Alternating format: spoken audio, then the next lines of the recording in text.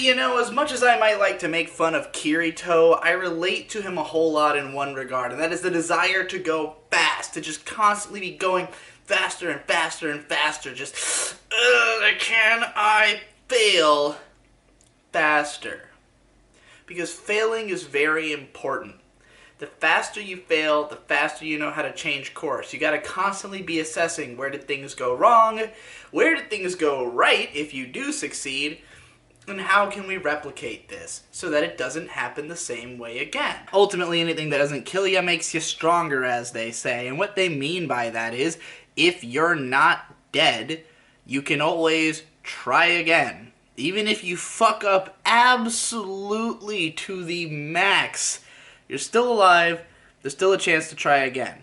And as long as you learn something from your failure, you'll be even better off than you were before. In case anyone doesn't understand what that idiom means. Back in 2015, the success paradigms for YouTube's algorithm were readily apparent. MatPat had made a bunch of videos about how PewDiePie had grown so successful. He made videos about, like, what the algorithm is looking for. And it was self-evident in the fact that all the people who were successful, you could just look at what they were doing and copy it. And I figured it out pretty quickly. I copied it occasionally when I felt like I needed to grow, but I was always addicted to experimentation. I was always trying to do some semblance of whatever I wanted, but to package it in a way that might make somebody care. And that worked out really well, shockingly well. People more and more were interested in just seeing me do whatever I want, as opposed to trying to do something for them. I kind of touched on this in that Otaku Sanctuary video. But when you experiment a lot, you're bound to fail a lot, especially if you are deliberately working outside of the success paradigms that are supposedly in place. If you're going out of your way to create something entirely new, you have no idea if it's going to be liked or disliked, or even if it's going to be good or bad. I put out plenty of content that I don't even like, that I consider a failure. And there's way more content that never sees the light of day. The amount that I throw out, the amount of canceled projects that I have, some of which are gigantic. I have projects that I'll be working on for literally weeks, reach a point where I realize that the level of effort that it's going to take to complete it will not be worthwhile, considering what the reception of it will likely be, and I just tank the whole project. And this happens pretty regularly. And it wouldn't be so bad to be tanking these projects if not for the fact that if you disappear for a while because you're working on something that ultimately fails, and then something comes up in your personal life that also takes you away for a while, then you've now doubled the amount of time that it looks like you're not doing anything. And that is not a good look. I fucked my career up pretty badly earlier this year.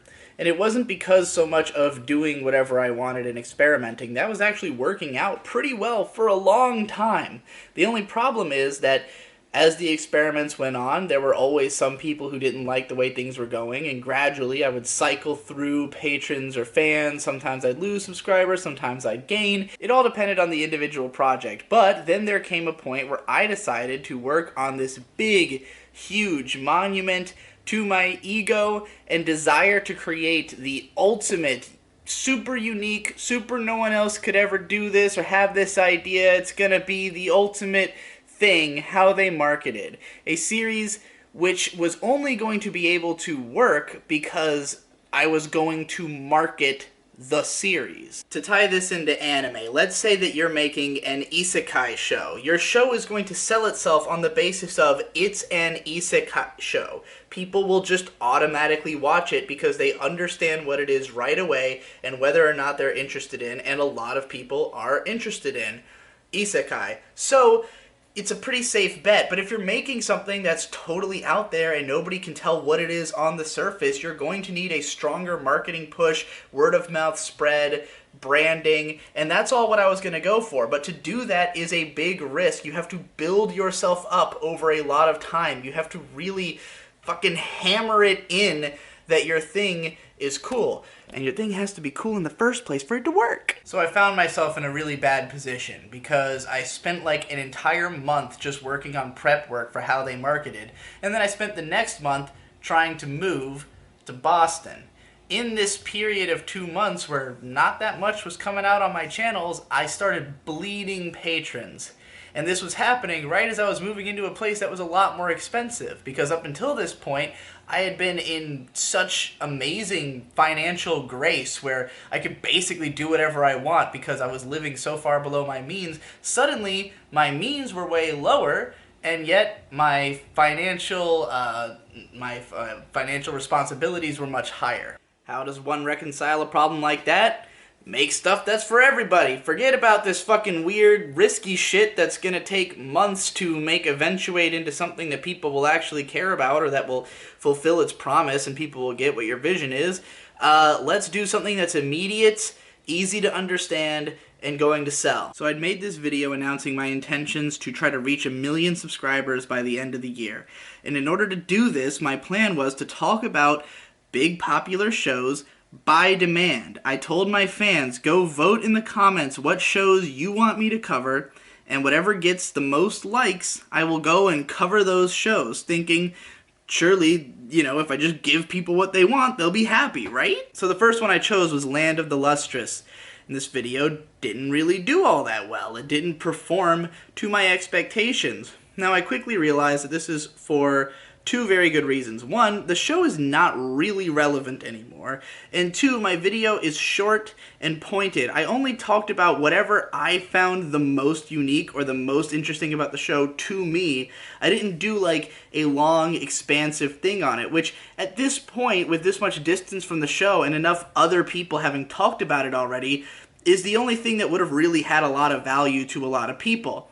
I didn't assess this, and therefore the video was not very successful. So then I had to reassess and think, okay, well, what do people really want if they don't just want me to talk about the show? So I thought, okay, what people really want from me is big, long videos. And this is what my patrons were telling me a lot. They were like, hey, we don't want the 5-minute Cliff Notes version. We just want to sit down with a big, meaty fucking steak of a video. And I was like, all right, I'll get back to the old your anime sucks, big brutal takedown style, watch all of Shinsekai Yori. And the only reason I chose that show is that it's one that I legitimately had a passionate hatred for. I didn't want to just meme it up and shit on whatever flavor of the week show I would have the same things to say about as I had to say about the Asterisk War. I wanted it to be a show with unique problems. So I tackled that, sent the script over to Devu, and then I went, well, from here, let's talk about some popular shows. So I go over to Mal and I look at the shows that are the most historically popular, the ones that are like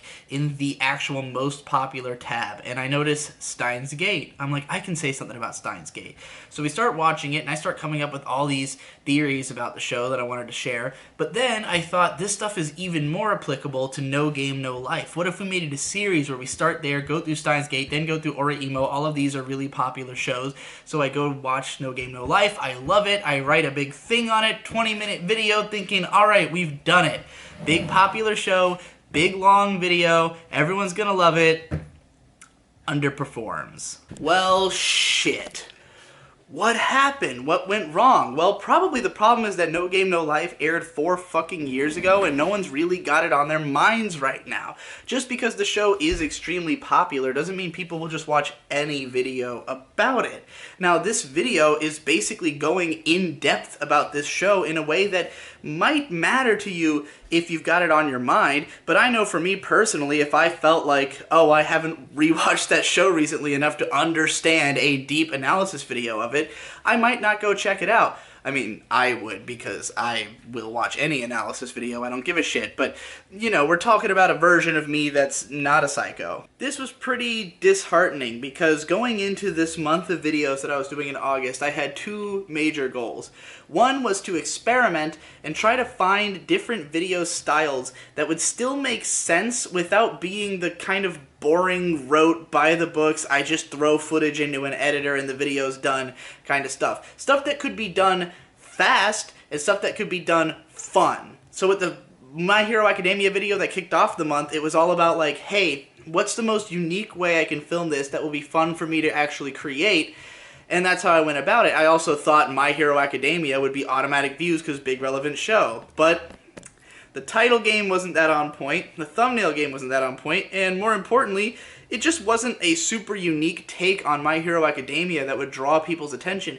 Everyone's got a My Hero Academia video. You can't win them over just by writing, you know, some regular ass shit about the show, especially when you're not actually watching it. So all I'm planning to do for this month is grind away at all these experimental videos that I'm not expecting to really get that many views while I work on the big guns in the background. No Game No Life, Steins Gate, or Emo. These are the ones I have planned while Devu works on the Shinsekai Yori video, except that the No Game No Life video comes out, doesn't perform that well. Turns out I kind of used a lot of the things I wanted to say about Steins Gate in that video, and it would make more sense to talk about Steins Gate after Steins Gate 0, which is actually relevant, is concluded, compare the two shows, and make a big comparison video, which people will be interested in when the time comes, and that's why I'm going to do that. And Emo can come later, I guess. So on one of these days, I'm just like making a finish or fail full dive, and I was going to try to expand on that series, edit it a little bit differently, try to make it something a little bit more exciting, and my video just wasn't coming out very good. I was like, this is kind of shit, I'm gonna throw it away. And I just look over to my fiance and I say, what should I make a video about? And she's like, why not make a video about this Crunchyroll controversy that's going on right now? And I'm like, alright, maybe I'll just pour out all of my complaints about Crunchyroll into one short video. That'll be fun. That video's got almost 1 million fucking views in less than a week. But it wasn't just that it got a whole lot of views, it's that I gained a whole lot of patrons and subscribers. Now, supposedly, patrons and subscribers aren't as into these short-form videos, they want the big, long, meaty stuff. But this video is just passionate. People like it because it was timely, it was passionate, it was saying something that was on a lot of people's minds, it was highly relevant. I was writing the zeitgeist. Let's think of culture as an ocean and events as waves. What I've been doing is going out to the ocean and saying, I need a boat that I can sail on this sea. In between me going back to my private beach in the back of my mind where I surf on my own waves of passion of whatever I happen to be interested in. Most YouTubers have a boat. Jeff Thu, Mother's Basement's got a yacht. He sails around on his yacht, he looks at each wave that's coming, and he just catches all the people who are surfing that wave, and he drags them onto his boat, and he's like, come here, let me fucking tell you about the wave thing. And those people are like, cool. But he does the same thing every time. The idea is observe the trend, apply my formula to it, and sail on. But me, I'm not much of a boat guy. I'm much more of a surfer. I prefer to tackle every single thing on its own terms. It's why I don't have a consistent video style, and I never have, if you go back through my content, even though it was usually a written script that is of, you know, whatever length, and it is edited anime footage over it. They were always totally different from each other. It's not like I was doing reviews or like a standard length or anything. It's just whatever piqued my interest. Yet, I wasn't going that far with it because I thought these things have to be at least somewhat normal or else people aren't going to care. But it's not about the boat, it's about the wave. There's 1 million yachts out there. Nobody's impressed by your yacht. They're impressed by what you do with your yacht. If you sail your yacht through the waves that everyone's currently riding, then you're gonna have some people come and see your yacht. They might not really even, like, care enough to take a picture with it. This metaphor is getting fucking extended as shit. But the point is that what I needed to do was not to try and build a boat to sail this ocean. I just needed to take my surfboard that I was already using to surf the waves on my private beach and use it to perform kick-ass tricks off of those motherfucking waves. And that is exactly what that Crunchyroll video is. There was this big wave coming, and some people were just sailing boats through it, doing the typical content that anybody would come up with on YouTube, and I took my surfboard of my personality, my unique way of approaching YouTube content, and I surfed the wave, did a big-ass flip off of it, and a bunch of people went, wow, cool flip, dude. And then I kept, you know, riding through the tunnel of that wave for a few days because the wave was still going and it was still a kick-ass wave and I was still performing some sick tricks. And that's ultimately what I've come to appreciate about this month. What I have come to realize is that it's never been about the style of video. No one's ever really cared about the style of video.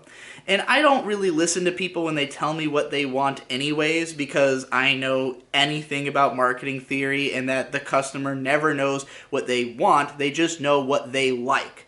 They can look at what they like and identify what they like, but they don't necessarily, and even if they know why they like it, they don't necessarily know what they want, because you can't know what you want until it's been created.